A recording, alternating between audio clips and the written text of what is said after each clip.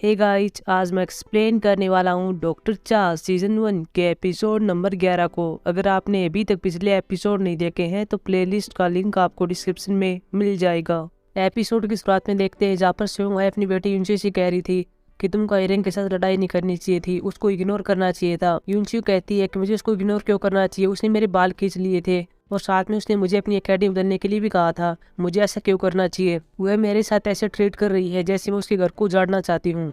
अगले सीन में आयरन को दिखाया जाता है जो कि मी के क्लिनिक के अंदर आई हुई है और यहाँ पर मी देखती है कि आयरन को चोट लगी हुई है। बाद में वो आयरन की चोट पर बैंडेज लगाती है और कहती है कि तुम्हें क्या हुआ है, क्या तुमने अपने दोस्तों के साथ लड़ाई की है? इसके बाद आयरन यहाँ पर अपनी आंटी मी को बताती है कि मुझे मेरी माँ के लिए बुरा लग रहा है। बाद में वो सब कुछ बता देती है कि मेरे पापा ने क्या किया है। इसके बाद हम देखते हैं कि यहाँ पर मी ही जियोंगसू के पास मैसेज करती है और कह रही थी कि आयरन मेरे क्लिनिक के अंदर आई हुई है, तुम उसकी चिंता मत करना, मैं उसे घर पर ले जा रही हूँ। तभी यहाँ पर जियोंगसू के पास सारा आ जाती है जो कि जियोंगसू के लिए ड्रिंक लाई थी। अभी दोनों यहाँ पर ड्रिंक पी रहे थे। अब यहाँ पर सारा जियोंगसू को बता रही है कि मेरी दादी का बर्थडे था और मेरी दादी के बर्थडे को मनाने के लिए हम एक होटल के अंदर गए थे और वहीं पर मैंने देखा था कि इनो सेओंग के साथ था, इसलिए मुझे पता है कि वह तुम्हें धोखा दे रहा है। हालांकि साथ में सारा यहाँ पर अपने पेरेंट्स की बात जियोंगसू को बताती है कि मेरे पेरेंट्स तलाक लेने वाले थे लेकिन मैंने उनको मना कर दिया। मैंने मेरी माँ से कहा कि आप पापा को तलाक नहीं दे सकती क्योंकि मेरी माँ केवल मेरे पिता के लिए जी रही थी। अगर वैसा कर देती तो मेरी माँ कैसे जी सकती थी? और मैंने मेरे पिता को भी धमकी दी थी कि अगर आपने मेरी माँ को तलाक दे दिया तो मैं छत से कूद जाऊंगी। उस टाइम मैं बहुत ही कठिन समय से गुजर रही थी और मुझे पता है कि तुम भी इसी चीज से गुजर रही हो। बाद में जियोंगसू यहाँ पर सोरा से कहती है कि आज मुझे ड्राइव पर ले जाने के लिए तुम्हारे थैंक यू। साथ में जियोंगसू कहती है कि मुझे पता है कि तुम मेरे बेटे को डेट कर रही हो लेकिन तुम दोनों एक साथ बहुत ही अच्छे लगते हो। और यह सुनने के बाद सोरा यहाँ चली जाती है। लेकिन सोरा के जाने के कुछ टाइम बाद हम देखते हैं कि यहाँ पर जियोंगसू उस मशीन को जो कि हिनोइस के लिए लेकर आता जो कि कॉफी बनाने की मशीन थी, उस मशीन को उठाती है और हिनो के ऑफिस के अंदर आती है और वहाँ पर इस मशीन को फेंक देती है। साथ में जो ब्रेसलेट होता है उसको भी फेंक देती है। इसके बाद अगली सुबह देखते हैं जहाँ पर सेओंग एक मीटिंग के अंदर होती है, लेकिन तभी हम देखते हैं कि यहाँ पर जियोंगसू आती है और वह सेओंग से कहती है कि मुझे तुमसे कुछ बात करनी है और ये बहुत ही जरूरी है। बाद में सेओंग बाहर आती है, जियोंगसू से कहती है कि चलो तुम्हारे ऑफिस के अंदर चलते हैं। बाद में सेओंग इसके पीछे पीछे आती है। ऑफिस में जाने के बाद यहाँ पर जियोंगसू सेओंग से कहती है कि चलो हिनो के पास कॉल करो और उसे यहाँ पर बुलाओ। हालांकि पहले सेओंग थोड़ा अजीब सा महसूस करती है लेकिन बाद में यहाँ पर जियोंगसू सेओंग की पॉकेट में से फोन को लेती है और कहती है कि जल्दी से उसको बुलाओ। बाद में सेओंग इनो के पास कॉल करती है और इनो को अपने ऑफिस में आने के लिए कहती है। इनो कहता है कि मेरे पास कुछ काम है, लेकिन इसके बाद जियोंगसू फोन को लेती है और कहती है कि तुम जल्दी से ऑफिस के अंदर आ जाओ। अगर तुम नहीं चाहते कि सेओंग के साथ तुम्हारा जो अफेयर चल रहा है वह सारे अस्पताल में फैल जाए तो तुम अभी इसी वक्त सेओंग के ऑफिस के अंदर आ जाओ। और कुछ टाइम के बाद यहाँ पर इनो सेओंग के ऑफिस के अंदर आता है। अब यहाँ पर तीनों बैठे हुए थे जहाँ जियोंगसू पहले इनो से सवाल पूछती है कि क्या यूनची तुम्हारी बेटी है? हालांकि इनो इसका जवाब नहीं देने वाला था लेकिन यहाँ पर सेओंग कहती है कि हाँ वही इसकी बेटी है। जियोंगसू यहाँ पर इनसे पूछती है कि क्या तुम दोनों एक दूसरे से प्यार करते हो? यहाँ पर इनो कहता है कि हम सब कुछ छोड़ने वाले थे, वैसे भी मैं इसे ब्रेकअप करने वाला था। लेकिन यहाँ पर सेओंग कहती है कि मैं ऐसा क्यों करूंगी, मैं तुमसे ब्रेकअप नहीं करूंगी। जियोंगसू कहती है कि मैंने 20 साल के बाद अपनी रेसिडेंसी शुरू की है और मैं इसको नहीं छोड़ना चाहती, मैं इसको पूरा करूंगी चाहे तुम कितनी भी कोशिश कर लो। बाद में जियोंगसू सेओंग ऐसी कहती है कि तुमको इस अस्पताल को छोड़ना होगा, मैं तुम्हें भी यहाँ पर देखना नहीं चाहती, तुम मेरी दृष्टि से दूर हो जाओ। साथ में वो इनो से कहती है कि मुझे कुछ समय चाहिए कि मुझे तुम्हारे साथ क्या करना चाहिए।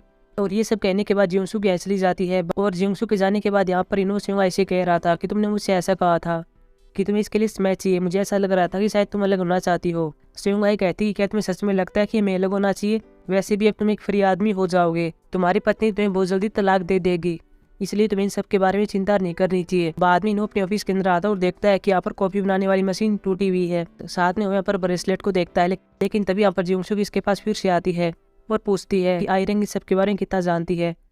इनो यहाँ पर कहता है कि वो सब कुछ जानती है। जियोंगसू कहता है जंगमिन के बारे में क्या? इनो कहता है कि जंगमिन भी जानता है और मेरी माँ भी जानती है। इसके बाद जियोंगसू यहाँ पर गुस्से में आती है और वह यहाँ पर किताबों को फेंकने लगती है और कह रही थी कि सारी फैमिली जानती है तो मैं क्यों नहीं जानती। बाद में यहाँ पर इनो अपनी पत्नी को रोकता और कह रहा था कि बच्चे नहीं चाहते थे कि तुम्हें पता चले, वे नहीं चाहते थे कि तुम सदमे में आ जाओ और वैसे भी तुम अभी फिलहाल ठीक हुई थी, तुम्हारी हालत भी ठीक नहीं है, इसलिए बच्चों ने तुमको नहीं बताया।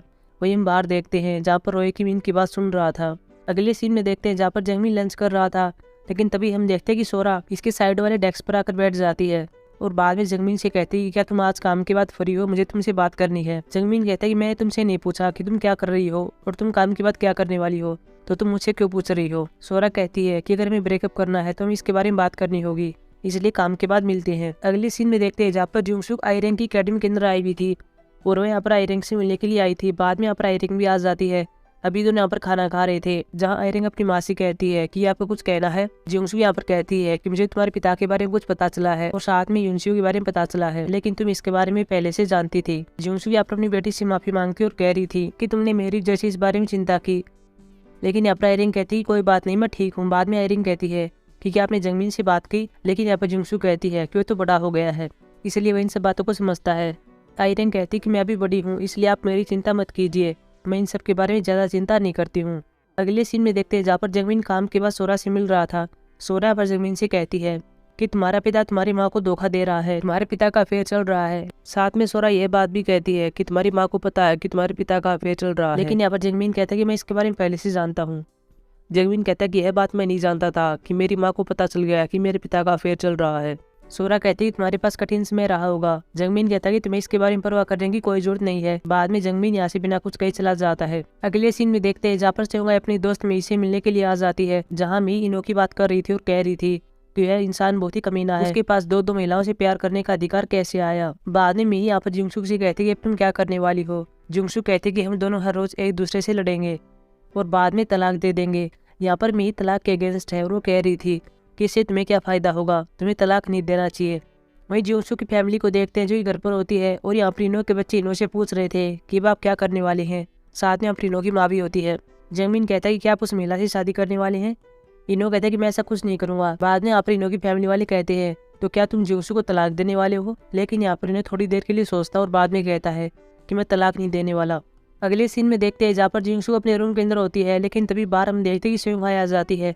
अभी दोनों छत पर जाते हैं और वहाँ पर बात कर रहे हैं, जहाँ पर स्योंगहाई कहती है कि अगर तुम मुझे यहाँ से निकालना चाहती हो, अगर तुम मुझे अस्पताल छोड़ने के लिए कहती हो, तो तुम्हें तुम्हारे पति को तलाक देना होगा। अगर तुम ऐसा कर देती हो तो मैं अस्पताल छोड़ दूंगी। जियोंसू कहती है कि ये कहने का अधिकार तुम्हारे पास कैसे आया। स्योंगहाई कहती कि अधिकार की बात तुम मत करो, पहले इनो मेरे साथ प्यार करता था, लेकिन बाद में तुम इनो के साथ प्रेग्नेंट हो गई और फिर तुम दोनों ने शादी कर ली। तुमने इनो को मुझसे चुराया है, इसलिए तुम अधिकार की बात करना बंद करो। और तुम्हारी बेटी की वजह से मेरी बेटी कॉलेज में भी एडमिशन नहीं ले सकती। मैं और मेरी बेटी दोनों पीड़ित है, क्या तुम इसे संतुष्ट हो। लेकिन यहाँ पर जियोंसू कहती है कि तुम्हारी बेटी के साथ जो कुछ भी हो रहा है वह हमारी वजह से नहीं हुआ है, उसकी जिम्मेदार तुम ही हो। तुम्हारी वजह से तुम्हारी बेटी ऐसी हो गई है। और ये सब कहने के बाद जियोंसू भी ऐसे ली जाती है। इसके बाद हम देखते हैं कि जियोंसू अपने रूम के अंदर आ जाती है और यहाँ पर सो जाती है, लेकिन तभी हम देखते हैं कि यहाँ पर एक शॉर्ट सर्किट हो जाता है और चारों ओर धुआं छा जाता है। यहाँ पर जियोंसू के कमरे में भी धुआं आ जाता है। वही दूसरी ओर इनो को पता चलता है कि रेसिडेंट रूम में शॉर्ट सर्किट हो गया है। बाद में इनो अपनी पत्नी को बचाने के लिए जाता है। तभी हम बाहर रोएकिम को देखते हैं, जो देखता है कि सभी बाहर आ रहे हैं। बाद में इनसे पूछते हैं क्या हुआ है। ये बताते हैं कि अंदर रेसिडेंट रूम में शॉर्ट सर्किट हुआ है और वहाँ पर काफी धुआं छा गया है। बाद में यहाँ पर रोएकिम भी जियोंसू को बचाने के लिए जाता है। इसके बाद इनो को फिर से देखते हैं, जो कि अस्पताल के अंदर आ जाता है और यहाँ पर कपड़ा होता है और उसको ओढ़ लेता है, क्योंकि यहाँ पर बहुत ही ज्यादा धुआं होता है। बाद में रोएकिम जियोंसू के रूम के पास आता है और जियोंसू को दरवाजा खोलने के लिए कहता है। बाद में जियोंसू को यहाँ पर जाग आती है और वह दरवाजे को खोलती है। इसके बाद रोएकिम जियोंसू के चारों कपड़ा लपेटता है। तभी यहाँ पर ऊपर इनो भी आ चुका था। इनो यहाँ पर नीचे पड़ा हुआ था क्योंकि वो धुएं की वजह से आगे नहीं देख पा रहा था, लेकिन तभी देखता है कि रोएकिम ने मेरी पत्नी को उठाया हुआ है। बाद में इनो खड़ा होता है और रोएकिम से कहता है कि मैं अपनी पत्नी को ले जाऊंगा। बाद में रोएकिम इनो को जियोंसू को देता है। इसके बाद इनो अपनी पत्नी को लेकर बाहर आता है, जहाँ पर जियोंसू कहती है कि मुझे नीचे उतारो, तुम यहाँ पर क्या कर रहे हो। इनो कहता है कि मैं तुमको बचाने के लिए आया था। जियोंसू कहती है कि तुम यहाँ पर क्या कर रहे हो, क्या तुम्हें ऐसा लग रहा था कि मैंने स्योंगहाई के साथ कुछ गलत कर दिया है। इनो कहता है कि क्या वह यहाँ पर आई थी। जियोंसू कहती है कि वह यहाँ पर आई थी और बाद में उसे गुस्से का सामना करने के बाद अपने रूम के अंदर चली गई थी। ये सब कहने के बाद जियोंसू भी चली जाती है। अगले सीन में देखते हैं जहाँ पर जंगमीन अपनी माँ से बात कर रहा था, जहाँ जंगमीन अपनी माँ से कहता है कि क्या आपको पिता के बारे में पता चल गया है कि उसने क्या किया है। जियोंसू यहाँ पर हाँ भरती और कहती है कि हम इसके बारे में कभी और बात करेंगे। बाद में जंगमीन कहता है कि अब आप कहाँ पर रहने वाली हो, क्योंकि अब यहाँ पर यह रूम 3 दिनों तक बंद रहेंगे। बाद में जियोंसू के पास रोएकिम का मैसेज आता है। हालांकि यह मैसेज बी के पास आता है कि मैंने मेरे घर में रहने के लिए जगह खोली हुई है और यह उनके लिए है जो कि रेसिडेंट रूम में रहा करते थे। आप यहाँ पर रह सकते हैं अगर आप आना चाहते हैं तो। बाद में देखते हैं कि यहाँ पर जियोंसू अस्पताल में रहने की जगह खोज रही थी, लेकिन तभी इसके सामने सोरा आती है। सोरा यहाँ पर कहती है कि आप यहाँ पर क्या कर रही हैं। जियोंसू भी इसको बताती है कि मैं यहाँ पर सोने के लिए कुछ जगह देख रही थी, लेकिन सोरा कहती है कि अभी यहाँ पर कोई भी जगह नहीं है। वैसे रोएकिम ने मैसेज किया हुआ था कि आप वहाँ पर नहीं जा रही हैं, लेकिन यहाँ पर जियोंसू मना करती है। बाद में सोरा कहती है कि हम दोनों साथ में चलते हैं। जियोंसू कहते हैं कि ठीक है। बाद में ये दोनों रोएकिम घर के अंदर आ जाते हैं, जहाँ पर रोएकिम इन्हें कमरा दिखाता है। इसके बाद रोएकिम अकेले में जियोंसू से बात कर रहा था और जियोंसू अपने फोटो को देखती है और इससे पूछती है कि ये लोग कौन है। रोए किम कहता है कि मेरे पेरेंट्स हैं। साथ में रोए किम कहता है कि बचपन में मेरे पेरेंट्स ने मुझको छोड़ दिया था, इसलिए मैंने पुलिस को इसकी रिपोर्ट की है कि मैं मेरे पेरेंट्स को ढूंढना चाहता हूँ जिन्होंने मुझे छोड़ा है। उन्होंने मुझे डीएनए लाने के लिए कहा है, मैं बहुत जल्दी अपना डीएनए रजिस्टर करा दूंगा। जुंगसू कहते कि यह तो बहुत ही अच्छी बात है। अगले सीन में देखते हैं जहाँ पर सोरा रोए किम से बात कर रही थी। सोरा यहाँ पर रोए किम से कहती है कि मुझे पता है अगर तुम जुंगसू को पसंद करते हो, यह तुम्हारे पास एक अच्छा मौका है। हालांकि पहले तो रोए किम इसके बारे में अजीब सा सोचता है, लेकिन बाद में यहाँ पर सोरा कहती है कि मैं जानती हूँ कि इनो का अफेयर चल रहा है और तुम्हें इसका फायदा उठाना चाहिए। रोए किम कहता है कि जुंगसू अपने पति को माफ कर देगी, लेकिन यहाँ पर सोरा कहती है कि मुझे नहीं लगता कि वह इनो को माफ करेगी, क्योंकि इनो का जिसके साथ अफेयर चल रहा है उसकी एक लड़की भी है और वह लड़की इनो की है। अगले सीन में देखते हैं जहाँ पर इनो और जंगमिन सर्जरी के लिए जाने वाले थे। यहाँ पर इनो अपने बेटे से पूछता है कि तुम्हारी माँ कहाँ पर है और वह कल रात कहाँ पर सोई थी, वह घर पर क्यों नहीं आई। जंगमिन कहता कि मेरी माँ ने मुझे कहा था कि वह रोए किम की जगह पर जा रही है। रोए किम ने वहाँ पर एक नई जगह खोली है और शायद वहाँ पर और लोग भी गए होंगे। अगले सीन में देखते हैं जहाँ पर सभी डॉक्टर की मीटिंग के अंदर होते हैं और यहीं पर हम इनो और रोए किम को देखते हैं। यहाँ पर अस्पताल में कुछ चेंजिंग होने वाले थे और इन दोनों के अलग अलग विचार थे। बाद में इन दोनों के बीच बहस हो जाती है। कुछ टाइम के बाद देखते हैं कि यहाँ पर इनो एक पेशेंट के पास जाता है, जहाँ पर इस पेशेंट का एक रिलेटिव होता है और वो इनो से कह रही थी कि इसकी सर्जरी हुई थी लेकिन इसका पेन अभी तक दूर नहीं हुआ है। इनो यहाँ पर कहता है कि इसकी सर्जरी अभी हुई थी इसलिए इसके पेन को जाने में टाइम लगेगा, लेकिन यहाँ पर यह रिलेटिव इनो पर चिल्लाती है और बाद में इसके ऊपर थूकती है। सभी लोग यहाँ पर बातें बनाने लगते हैं। इनो यहाँ पर कहता है कि हम इस पेशेंट को कुछ दवाइयाँ देंगे ताकि इसको पेन न हो। बाद में इनो यहाँ चला जाता है। अगले सीन में लिमजो और ताइसी को दिखाया जाता है जो कि दोनों पेशेंट के रूप में है और इन दोनों के भी झगड़ा हो जाता है, क्योंकि लिमजो की एक छोटी लड़की थी उसकी शादी ताइसी के साथ हो गई थी, लेकिन बाद में किसी वजह से इन दोनों का तलाक हो गया। लेकिन अब यहाँ पर लिमजो ताइसी से कह रहा था कि तुमने मेरी बेटी के पास मैसेज क्यों किया। ताइसी कहता कि मैंने मैसेज नहीं किया, उसने मेरे पास मैसेज किया था। लिमजो कहता कि तुम्हें मेरी बेटी को ब्लॉक मार देना चाहिए। ताइसी कहता कि मुझे ऐसा क्यों करना चाहिए, वैसे भी तुम्हारी बेटी ने मुझको माफ कर दिया है। लिमजो कहता कि वह तुम्हें माफ कैसे कर सकती है, मेरी बेटी एक अमीर परिवार से थी इसलिए तुमने उसके साथ शादी की। और बाद में ये दोनों एक दूसरे पर चिल्लाने लगते हैं, लेकिन तभी हम देखते हैं कि यहाँ पर इनो और रोए किम आते हैं जो कि इन्हें चुप होने के लिए कहते हैं। अब यहाँ पर लिमजो को ताइसी बताते हैं कि हम दोनों एक दूसरे पर क्यों चिल्ला रहे हैं। बाद में अपरिनो ताइसी से कहता है कि तुम क्या करने वाले हो। ताइसी कहता है इसकी बेटी ने मुझे माफ कर दिया है इसलिए हम नई शुरुआत करने वाले हैं। लिमजो यहाँ पर रोए किम से कहता है कि क्या तुम कुछ नहीं कहोगे। रोए किम यहाँ पर लिमजो का साथ देता है और कह रहा था कि जो आदमी एक बार धोखा दे सकता है वो फिर से भी दे सकता है। हालांकि यहाँ पर ये सब बातें रोए किम इनो के लिए कह रहा था। इनो यहाँ पर कहता है कि लिमजो की बेटी ने ताइसी को माफ कर दिया है, अब तुम आगे क्या करोगे। बाद में इनो कहता है कि प्यार हमेशा के लिए रहता है।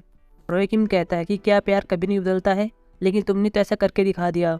अभी दोनों एक दूसरे के सामने खड़े हो जाते हैं। वहीं दूसरी ओर हम जिंगसू को देखते हैं, साथ में यहाँ पर जंगमिन होता है जो कि पेशेंट जीसुन से मिलने के लिए आए हुए थे।